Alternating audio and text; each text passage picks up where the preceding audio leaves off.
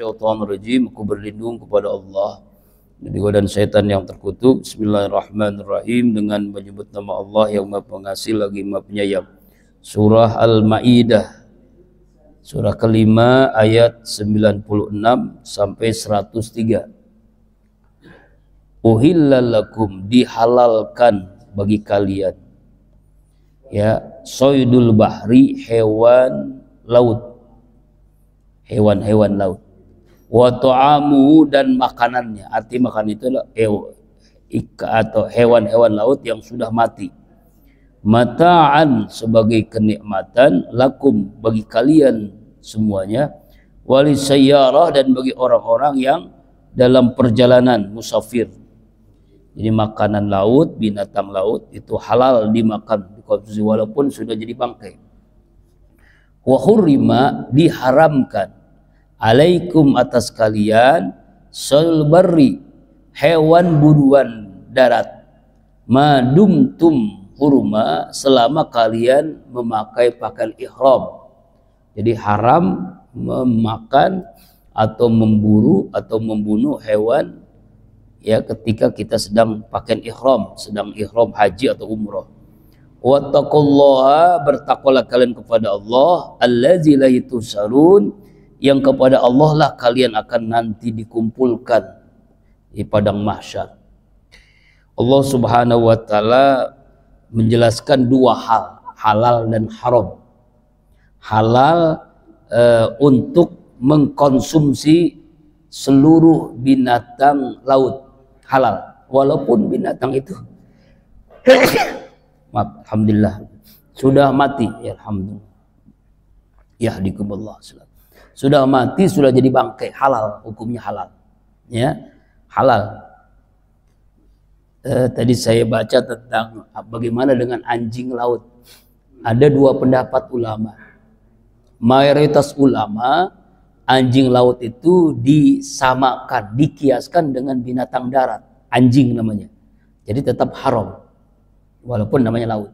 Tetapi ada juga ulama seperti mazhab Hambali menghalalkan. Kenapa? Karena dalilnya secara umum seluruh binatang laut halal, gitu. Nah, itu dalilnya itu. Kalau ada ulama, mayoritas ulama mazhab Syafi'i termasuk, anjing laut itu haram karena dia walaupun laut tinggalnya, tapi dia disamakan dengan anjing yang ada di daratan, gitu, ya. Tapi saya belum pernah ngeliat orang makan anjing laut, ya. Ya, nyarinya susah, ya, di laut, ya. Ya. Bagaimana dengan binatang laut, misalnya ikan paus, ikan hiu, halal itu, Pak, halal. Ikan paus, ikan hiu pernah makan? Boro-boro, ya.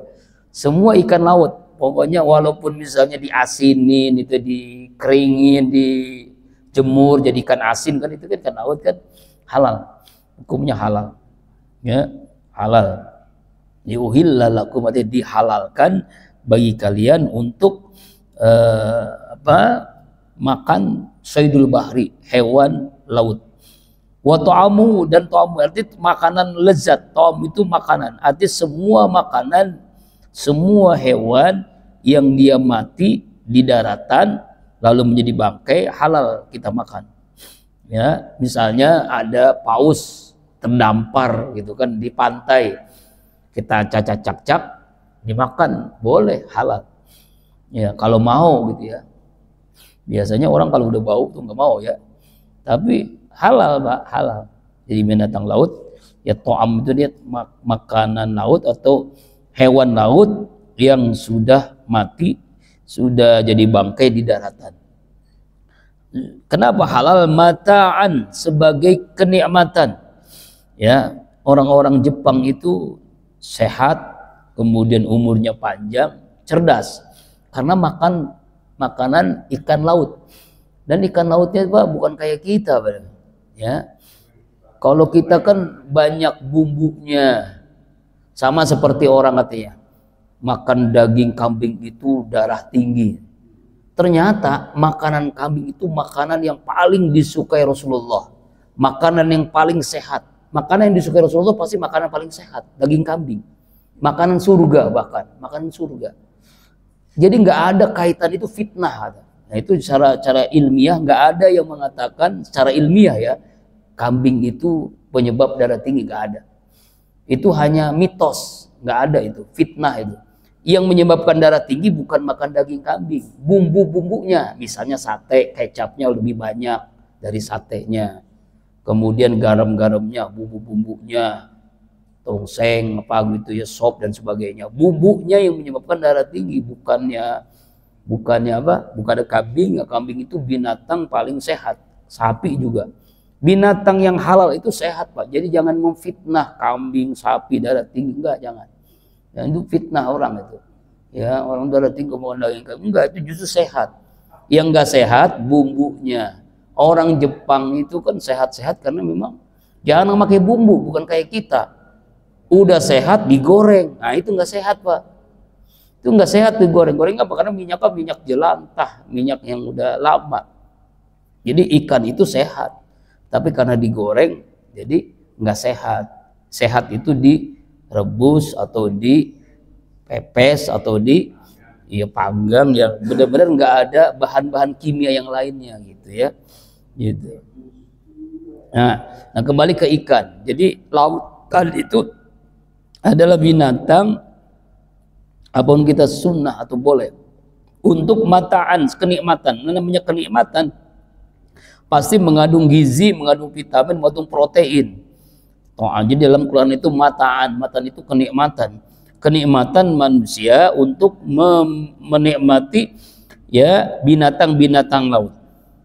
Kemudian walis sayarah, dan bagi orang yang dalam musafir, orang dalam perjalanan, makanan laut itu sangat nikmat dan sangat mengandung bergizi ya, sebagai bekal untuk dalam supaya bisa menuju ke tempat yang berikutnya. Karena dulu itu kan bukannya pesawat, lebih banyak orang naik laut, sama seperti orang berangkat haji itu umumnya kan naik kapal laut. Nah, makanya banyak makan ikan laut gitu ya. Nah, ikan laut itu sehat. Kenapa nggak sehat? Karena sudah seperti itu banyak bumbunya, di sarden lah, di macam-macam ini, ikan asin lah. Sebenarnya sehat, cuma karena banyak bumbunya itu yang menyebabkan tidak sehat. Jadi ikan hiu, ikan paus itu halal, ya halal, dan ya makanya dalam hadis Rasulullah, warizqun akhrajahu lakum. Ikan laut itu ada rezeki yang Allah keluarkan bagi kalian semua. Hal ma'akum min lahmi syai'un wa tut'imuna. Maka apakah masih ada pada kalian sesuatu dari dagingnya untuk makan kami? Sampai Rasulullah itu mengatakan ketika dalam perjalanan, mana dagingnya, mari kita makan siang dengan laut, dalam binatang-binatang laut. Artinya saking sunnahnya makan ikan laut, dan memang makanan sehat, silakan ya. Jadi semacam ikan laut apapun itu sunnah. Bahkan wat-tahuru ma'hu hilul maitah. Laut itu suci, airnya halal, bangkainya halal. Jadi kalau kita berwudu dengan air laut sah. Misalnya kita dalam perjalanan naik kapal, naik laut, misalnya kita mau sholat nggak ada air laut, kita pakai wudu, sah, halal, suci dan mensucikan. Ya, walaupun air itu asin, dia boleh dengan ikan, boleh dari air laut, dan halal bangkai. Ya, sebagaimana hadis Rasulullah SAW yang diriwayatkan dari Abu Hurairah dan radhiyallahu anhu. Kemudian jamaah rahimakumullah, ya, wa hurima alaikum. Nah, sekarang ini diharamkan atas kalian sulul bahri, ya binatang daratan atau hewan buruan darat, madum tuhuma, selama kalian berpakaian ihram. Nah, ini bagi jamaah haji atau jamaah umroh yang sedang berpakaian ihram, dua lembar yang tidak berjahit. Nah, itu nggak boleh, Pak. Binatang kita buru, ya, nggak boleh dibunuh binatang-binatang. Ya. Bagaimana dengan binatang laut? Ternyata binatang laut itu boleh. Binatang laut itu boleh untuk orang yang sedang pakai ihram. Tapi kalau salah saya nggak ada ya. Jauh ke laut, ada yang di Jeddah sana.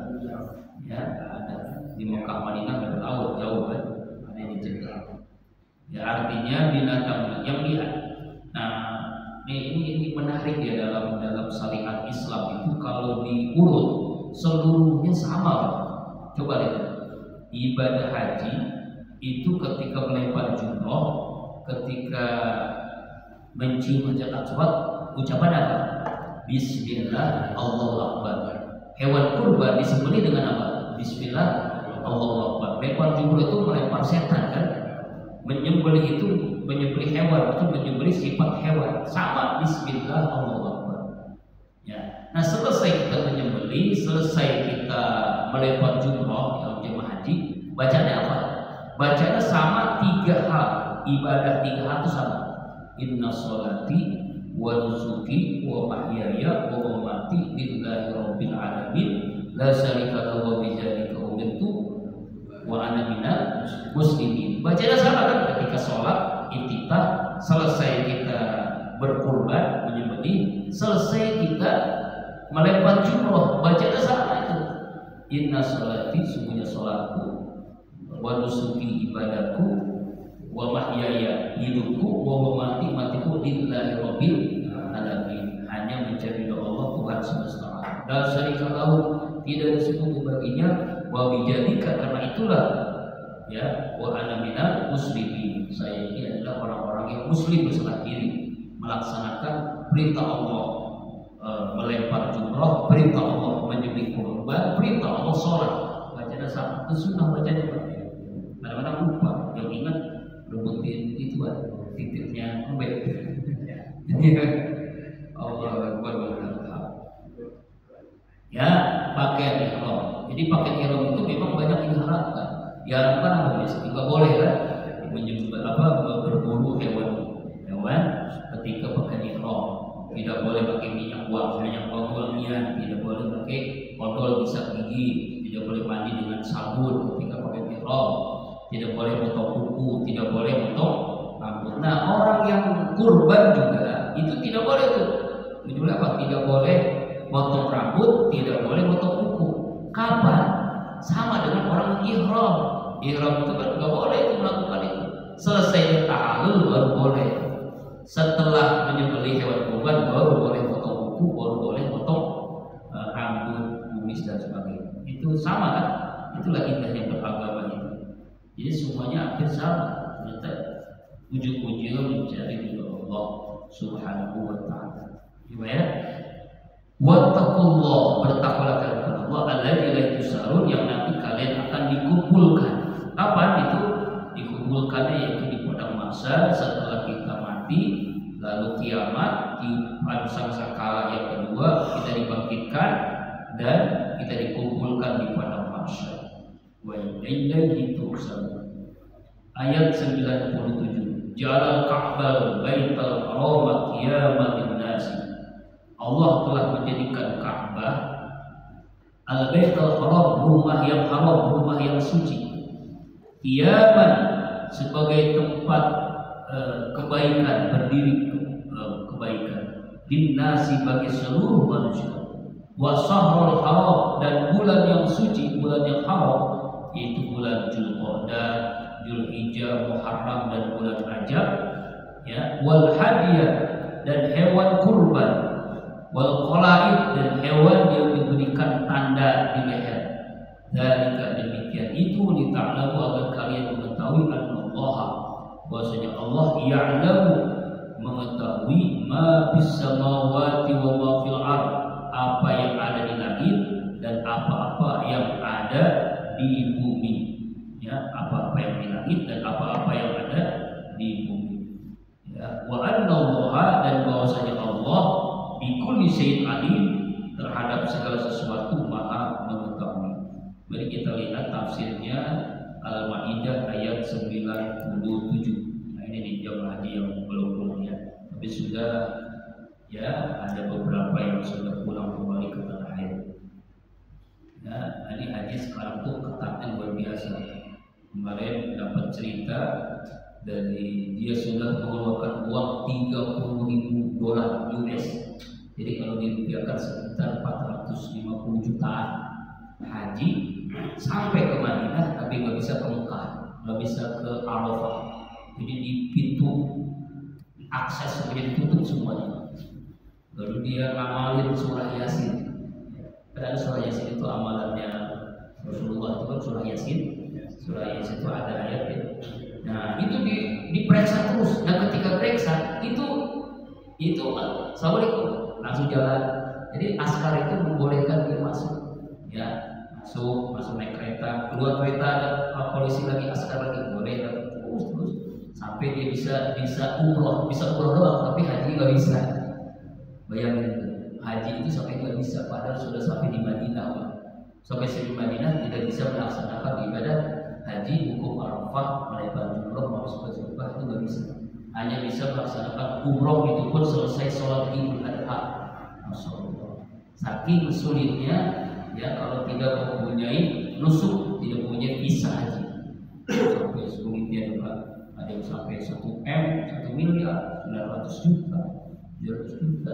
Yang haji furoda kan semuanya tidak ada yang turun visa haji. Itulah haji itu benar-benar panggilan Allah lewat peraturan dari Saudi yang memperketat haji itu.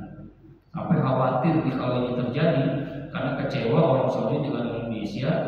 Jadi katanya mau dipangkas lagi kuota haji Indonesia. Kalau dipangkas lagi, kasihan nanti bisa antriannya yang tadinya 20 tahun bisa 40 tahun.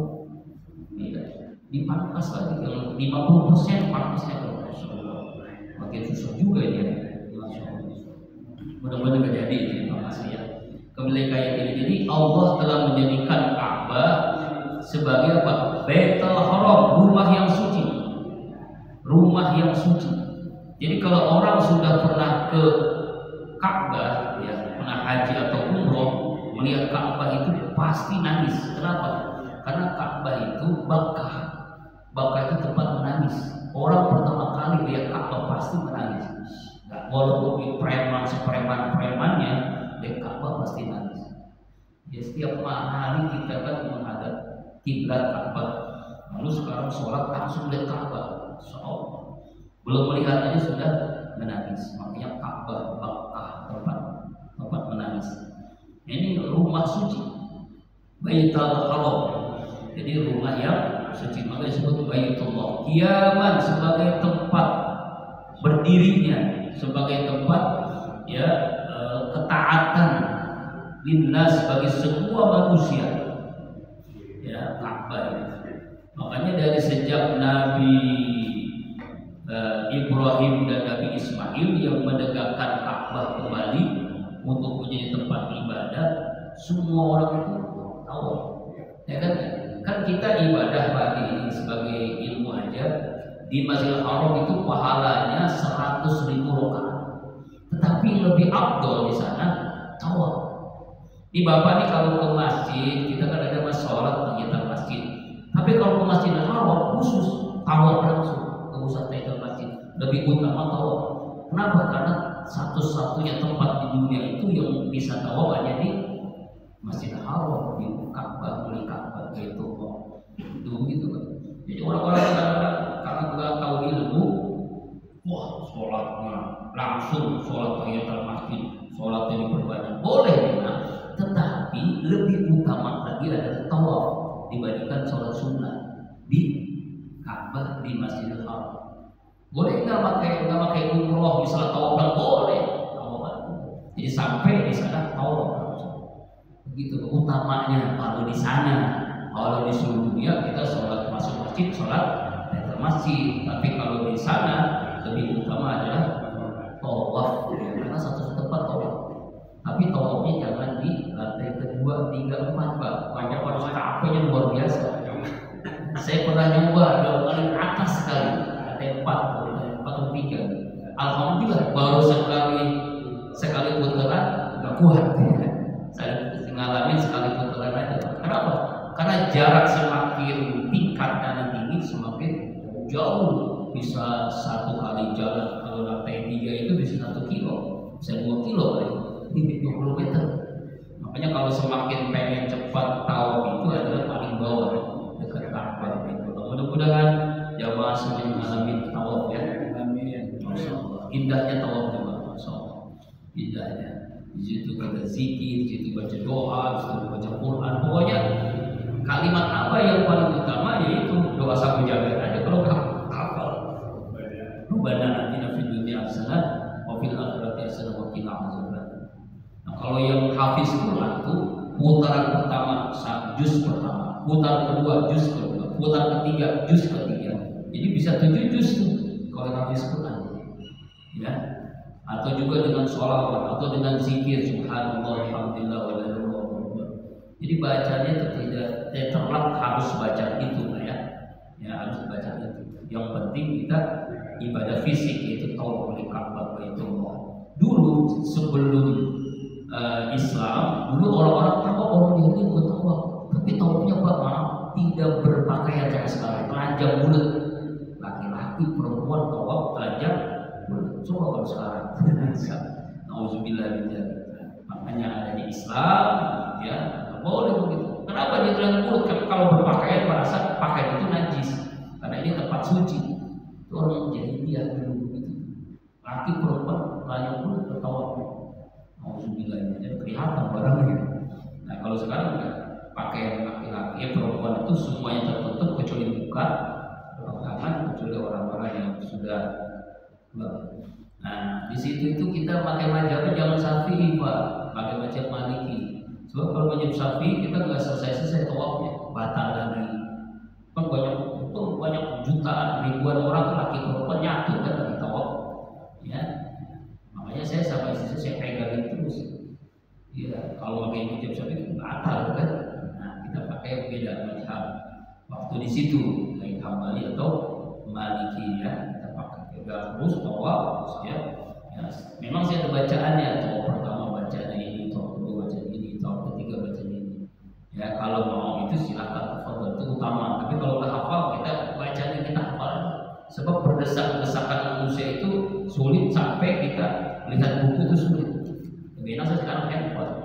Tawaf pertama ada yang bacaan. Wah itu kalau jatuh sudah. Masya Allah. Itu ya. Jadi mudah-mudahan semua kita bisa ke Ka'bah Baitul Haram. Jadi Allah yang telah menjadikan Baitul Haram itu adalah rumah yang suci di dunia ini adalah Baitullah. Ya, Baitul Haram. Kemudian kiamat sebagai tempat kiam berdiri, tempat tawaf, tempat meraih kebaikan, tempat manusia pada berkumpul di seluruh manusia. Seluruh manusia berkumpul mengenai Ka'bah Baitullah ya.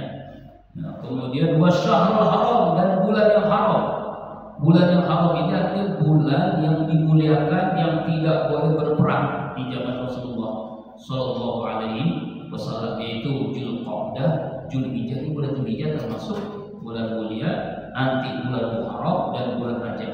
4 bulan ini kita disunahkan berpuasa nih. Jadi kalau Bapak mampu berpuasa silakan nih, Dzulqa'dah, Dzulhijjah, Muharram dan bulan Rajab itu sunnah puasa. Ya puasa kecuali tanggal-tanggal yang diharamkan, yaitu kemarin 10, 11, 12, 13 yaitu bulan Dzulhijjah. Yang selain itu kita sunnah berpuasa. Ya kebaikan yang dilakukan di bulan haram itu berlipat ganda pahalanya. Dan kemaksiatan yang dilakukan di bulan haram juga berlipat ganda dosanya. Wal hadiah dan hewan kurban, ya dan hewan kurban, wal qala'id dan hewan-hewan yang beri tanda di leher. Jadi ada namanya ya hadiah, ada namanya qala'id. Ini adalah istilah dalam kurban. Jadi binatang yang memang dikhususkan untuk disembelih, yaitu binatang onta, binatang sapi dan binatang kambing. Ada yang nanya, lebih afdol apa kurban itu? Onta, sapi atau kambing? Ternyata afdol kambing. Afdolnya yang paling afdol. Jadi orang katanya kan lebih enak sapi bisa bertujuh orang. Iya boleh silakan, tapi lebih utama itu kambing. Kalau pengen tanya, kenapa Rasulullah itu menyembelihnya kambing? Nabi Ibrahim menyembelihnya kambing. Itu lebih utama. Jadi kalau yang pengen tanya apa lebih utama, misalnya harga kambing yang 2 juta dengan sapi yang 20 juta, lebih utama kurban itu adalah dengan kambing, lebih utamanya ya, tapi pahalanya sama ya. Kalau lebih utama kambing atau domba, karena dalam sejarah Rasulullah itu selalu dengan kambing. Kalau Nabi Ibrahim memang 3 binatang sekaligus, yaitu 1000 ekor kambing, 300 ekor sapi, 100 ekor unta. Ini sapi kaya dan dermawan Nabi Ibrahim. Setiap tahun itu dia kurban 1000 ekor kambing, 300 sapi dan 100 ekor unta. Yang unta itu ternyata harganya sekarang aja nih, saya melihat tuh ada di media sosial, harga unta itu 70 jutaan satu unta. Makanya orang kalau punya unta 100 unta kaya sekali ya.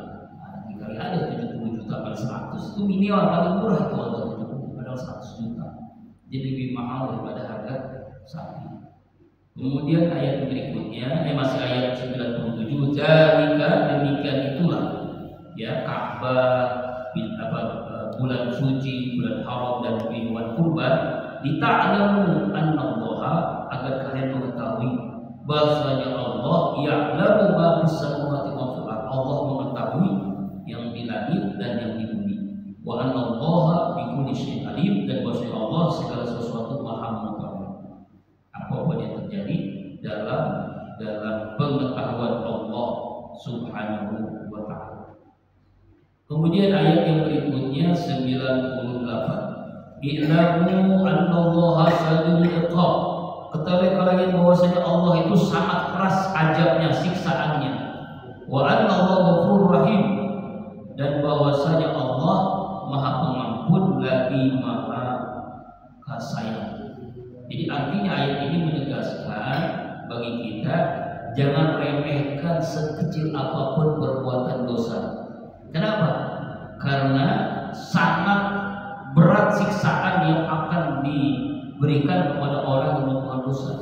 Ini kan kadang ada, sekarang lagi viral ya, ada orang yang buat konten ya seakan-akan dia ada di neraka, jadi bikin konten apa gitu. Ini kan pelecehan yang luar biasa. Sahabat Rasulullah SAW kalau diceritakan tentang neraka dengan azabnya itu, sampai 3 hari tidak makan, tidak minum, saking dia ngerinya kedahsyatan neraka. Sekarang dilecehin malah senang-senang. Guys, saya sekarang ada di neraka. Begitu gila banget orang. Itu bukan 1 orang itu, Bang. Itu viral itu. Ya Allah. Alhamdulillah. Bahkan ada yang mengatakan semoga ente semua masuk neraka. Itu jadi doanya jadi begitu kan. Ya hati-hati nih, jangan meremehkan agama. Ya, padahal azab Allah itu sangat siksaan. Neraka itu yang paling ringannya siksaan neraka adalah kecilnya batu kerikil diinjek oleh kelingkingnya kaki kita, itu otak hancur. Itu seringan-ringannya azab neraka. Sekarang dilecehin dengan seperti itu, alhamdulillah. Ya, kita harus diingat walaupun dahsyatnya siksaan neraka, wa anallahu ghafurur rahim, Allah itu Maha Pengampun. Kalau kita minta ampun kepada Allah Subhanahu wa taala, Rahim lagi Maha Penyayang. Allah sangat sayang kepada hambanya ya. Ada Ar-Rahman, ada Ar-Rahim. Ar-Rahman itu bagi seluruh makhluknya di dunia, Ar-Rahim bagi orang-orang beriman yang taat kepada Allah, yang ada dalam surga Allah Subhanahu wa taala. Kemudian ayat 99. Ma'ala rasul illal balagh. Tidak ada kewajiban atas Rasulullah kecuali hanya menyampaikan. Nabi dan Rasul itu hanya menyampaikan, bukan memberikan hidayah. Orang itu Islam atau kafir, orang itu munafik, terserah orang itu. Nabi tugasnya hanya menyampaikan, hanya berdakwah. Ya, hanya berdakwah, bukan memaksa orang supaya masuk Islam, ya, atau memberikan hidayah, enggak mungkin. Ya kan? Jangankan orang lain, keluarga sendiri pun kalau dia musyrik, kalau dia syirik, ya Rasul pun tidak akan bisa memberikan hidayah petunjuknya. Ya, makanya bahwasanya tugas Nabi itu hanya menyampaikan, sama dengan tugas ulama, ustadz, kiai, ajengan, hanya menyampaikan. Ketika orang menerima, alhamdulillah. Ketika orang tidak menerima, itu kembali kepada masing-masing. Karena kita hanya menyampaikan, bukan memaksakan orang supaya bisa begini. Yuk kita ke masjid berjamaah, yuk kita berjamaah di musola. Dia nggak mau, ini bukan salahnya ustadz, salahnya orang itu sendiri. Yang penting sudah menyampaikan keutamaan berjamaah, keutamaan sholat di masjid, ya kan? Nah itu kita sudah menyampaikan, kembali kepada orangnya. Jadi tugas Nabi hanya menyampaikan. Wallahu ya'lamu ma tubduna wa ma taktumun. Allah Maha mengetahui apa yang kalian zohirkan dan apa yang kalian sembunyikan. Allah tahu. Ibadah yang kita lakukan ini terang-terangan atau sembunyi-sembunyi, Allah Maha tahu. Kita sedekah, orang lain tahu. Ya, Allah Maha tahu. Kita sedekah sembunyi-sembunyi, orang lain nggak tahu, Allah Maha tahu. Kita maksiat terang-terangan, Allah tahu. Kita maksiat sembunyi-sembunyi, Allah Maha tahu. Jadi apa yang dilakukan kita, Allah Maha tahu. Yang kita tampakkan atau yang kita sembunyikan. Jadi jangan merasa kalau melakukan orang lain nggak tahu, Allah nggak tahu. Ya, jadi kita harus ingat ini, Allah Maha mengetahui apa yang kita terang-terangan dan apa yang kita sembunyi-sembunyikan. Jamaah rahimakumullah, ayat yang ke-100 Al-Maidah. Qul la yastawil khabisu wat thayyib. Katakanlah oleh Muhammad, la yastawil khabisu, tidak sama hal yang buruk, tidak sama yang haram, wat thayyib, dan yang baik, yang halal. Enggak sama tuh. Yang haram dengan yang halal itu enggak sama. Zina haram, nikah halal. Beda kan? Ya kan?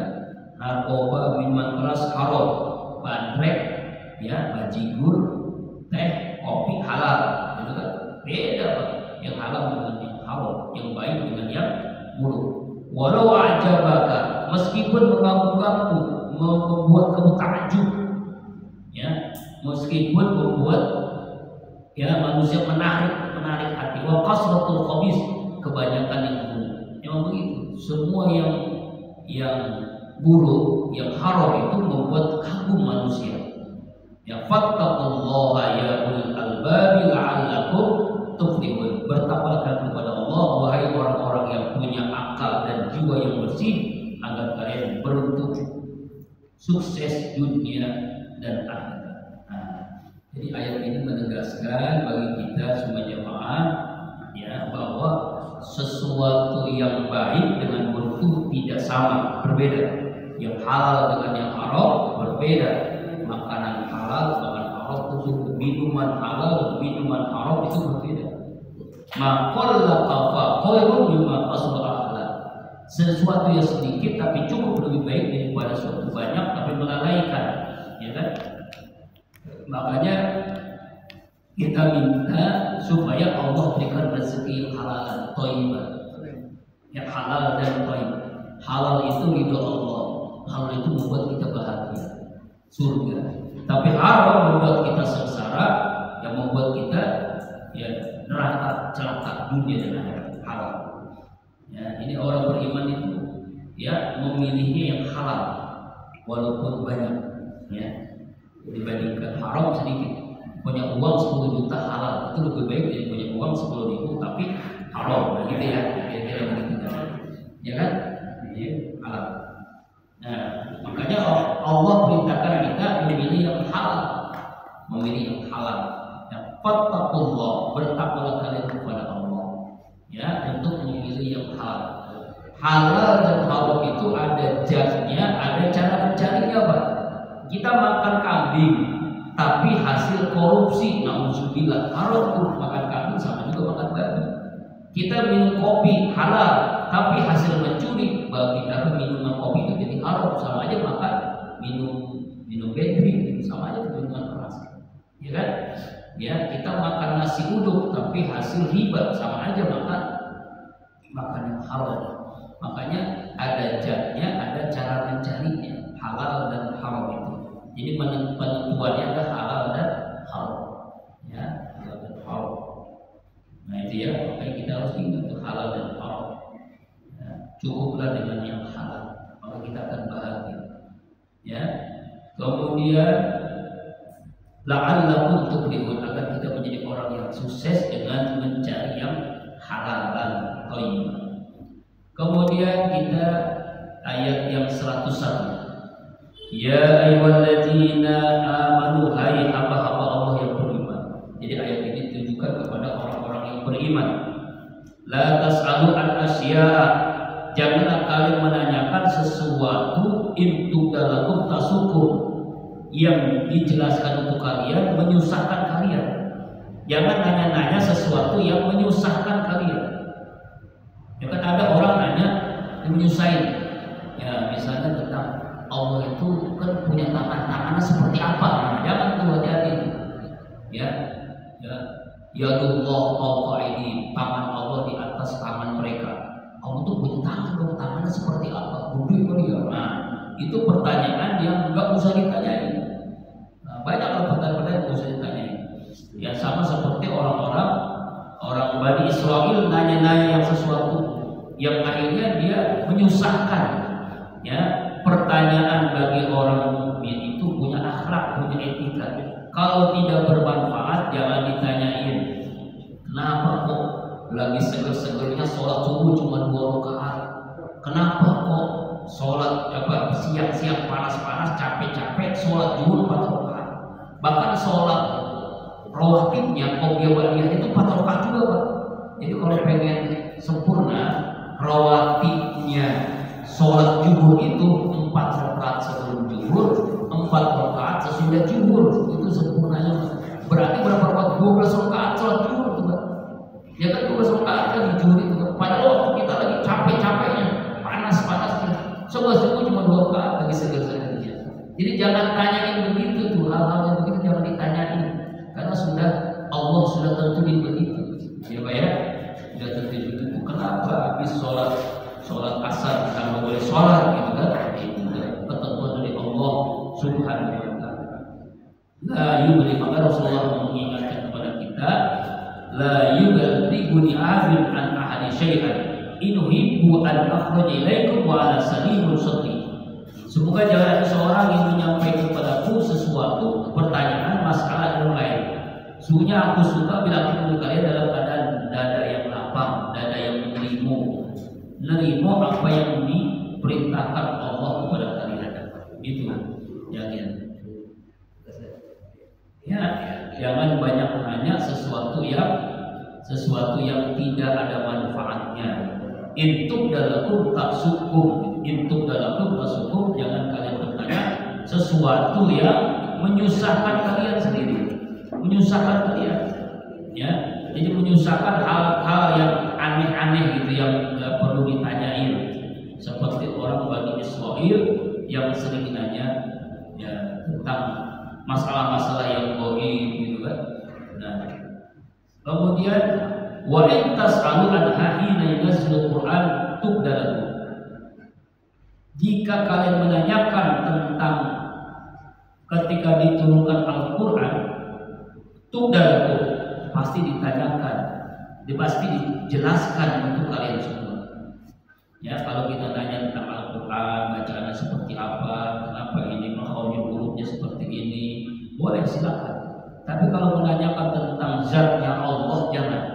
Tanyakan tentang zatnya, jangan. Jadi menanya-nanya sesuatu yang aneh-aneh gitu ya. Nah, jangan tuh ya. Afallahu anha, Allah telah maafkan kalian. Ya. Wallahu ghafurur rahim halim, dan Allah Maha Pengampun lagi Maha baik sekali kepada kita. Ya, kita itu nggak pernah berbuat baik, misalnya ada orang maksiat terus tapi Allah masih baik kepada orang ya, masih diberikan kesempatan supaya taubat, masih diberikan kesempatan supaya taat gitu. Ya, dulu ada yang menanyakan begini nih, ya Rasulullah, sungguhnya Allah telah mewajibkan kalian untuk melaksanakan ibadah haji. Lalu ada sahabat, ya Rasulullah, apakah wajibnya setiap tahun? Nah, Rasulullah gak jawab tuh, nanya lagi, bagaimana Rasulullah? Ya, Rasul tanya, siapa tadi yang tanya? Ya, si fulan ya Rasul. Demi Tuhan yang ada jiwaku di tangan genggaman perusahaannya. Seandainya aku katakan iya, niscaya diwajibkan haji setiap tahun, maka kalian tidak akan kuat melakukannya. Jika kalian meninggalkan niscaya akan menjadi kafir. Jadi jangan kalian menanyakan sesuatu yang mustahil. Wajibnya haji itu seumur hidup sekali, jangan tanyakan setahun sekali. Dan sekarang juga nggak boleh ya. Jadi seumur hidup sekali. Kalau mau umroh boleh silakan setiap tahun gitu misalnya ya, boleh kalau mau gitu ya. Nah, jadi jangan bertanya sesuatu yang istilahnya itu tanya seperti itu. Jadi ini ada orang yang menyusahkan kalian semua. Ya. Nah, ayat 102. Qad sa'ala qaumun min qablikum tsumma asbau biha kafir. Sungguh telah menanyakan sebuah kaum dari sebelum kalian. Jadi maksudnya sebelum Rasulullah SAW kepada nabi-nabinya, yaitu diantaranya kepada Nabi Musa, Bani Israil banyak menanya tuh. Tsumma asbau, kemudian setelah dijelaskan oleh Nabi Musa, kafir, mereka itu menjadi kafir. Nanya akhirnya bukan menjadi beriman, malah menjadi kafir. Makanya kata Rasulullah SAW bersabda, fa inni uhibbu an akhruja ilaikum wa ana salimut sadri. Sesungguhnya aku kalau aku keluar nih, sudah selesai pengajian, aku sangat suka kalian itu dalam keadaan lapang, jadi gak banyak nanya lagi, sudah sangat jelas, ya, sudah sangat jelas. Ya, jangan banyak kalian tanya. Maka Rasulullah mengatakan ajrul muslimin jurman man sala an syai'in lam yuharram fa hurima min addi mas'alati. Orang muslim yang paling besar dosanya seorang yang menanyakan sesuatu yang tidak diharamkan lalu menjadi haram karena nanya itu. Ini halal atau haram? Nanya lagi, ini halal atau haram? Banyak nanya, akhirnya jadi haram karena banyak nanya. Ya kan? Banyak nanya. Makanya hati-hati kita ya. Ya, cerewet dalam hal yang tidak pada tempatnya gitu ya, istilah kita cerewet gitu ya. Di zaruni ma taraktu, biarkan aku dengan meninggalkan untuk kalian. Fa inna ahlaka man kana qablakum wasatu su'alikum. Karena sesungguhnya orang-orang sebelum kalian yang telah binasa hanya karena banyak bertanya, wahtilafihim, dan bolak-balik berbeda mereka ala ambil atas nabi-nabi mereka. Jadi banyak yang berbeda dengan nabi, akhirnya mereka menjadi semakin kafir, gitu kan? Jadi jangan kalian banyak menanyakan sesuatu yang aneh-aneh. Ini ayat 102 dikuatkan ya. Kemudian ayat yang terakhir 103. Ma ja'alallahu min bahimati wala sa'ibati wala wasilati wala hamil. Tidaklah Allah mensyariatkan. Artinya Allah tidak mensyariatkan apa itu? Min bahiratin, dari manfaat binatang bahirah, wala sa'ibatin, dan binatang sa'ibah, wala wasilatin, dan binatang wasilah, wala amin, dan ham. Walakin alladzina kafaru, akan tetapi orang-orang kafir, yaftaruna, mereka mengada-ngada, al-ghaib kazib, kepada Allah terhadap kedustaan. Wa aktsaruhum la yaqilun, dan kebanyakan mereka adalah tidak berakal, tidak paham tentang hal ini. Nah, jadi ayat ini dari zaman jahiliyah dulu ada orang-orang yang menjadikan binatang dengan aneh-aneh gitu. Ya, apa itu ya? Jadi Allah tidak menjadikan kalian mensyariatkan binatang bahirah. Apa itu bahirah?